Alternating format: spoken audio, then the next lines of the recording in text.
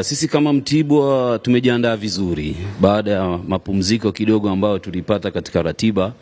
Tumeyatumia vizuri kujiandaa na tuko vizuri psychologically, physically, tactically, tuko vizuri na tuko tayari kwa mechi ya kesho ambayo tunajua ni mechi muhimu sana kimpira na kimaisha pia sisi kwetu.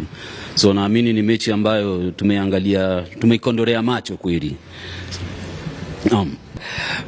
Mechi zote ni ngumu, takriban mechi zote mwaka huu katika NBC League ni ngumu sana, na tunapocheza na timu ambayo pia iko katika hali ambayo sisi tuko, inakuwa mechi ni ngumu zaidi. Walakini sisi kidogo nashukuru Mungu manake tumecheza mechi mingi sana za ugenini, na kucheza ugenini kwetu hapa ni kama bado tuko nyumbani.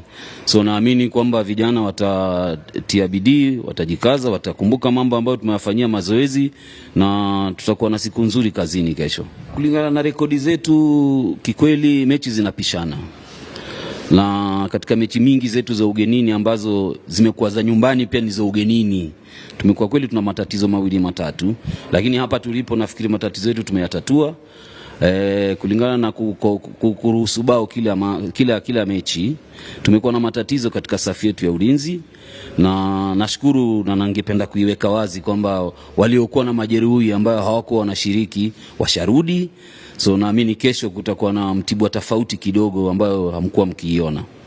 Ugenini, matokeo ugenini ni matokeo ni wa mpira, na naamini tuna uwezo sisi wa kuyabadilisha. Maana pia tumecheza na Yanga ugenini, tumecheza na Simba tukiwa ugenini na tunapata matokeo. Kwa hivyo ni sisi tunavyoona na tunavyopanga na wachezaji wetu na vile tutakavyoiamkia mechi yetu ya kesho.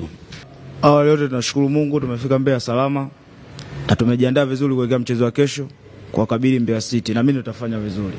Kikubwa ni kesho ni pointi tatu muhimu, tuseme tutoke kwenye nafasi tuliokuepo tuzidi kupanda juu, kwa sababu ligi sasa ishakuwa ngumu, tena ni ngumu zaidi, na mimi tutafanya vizuri mechi ya kesho.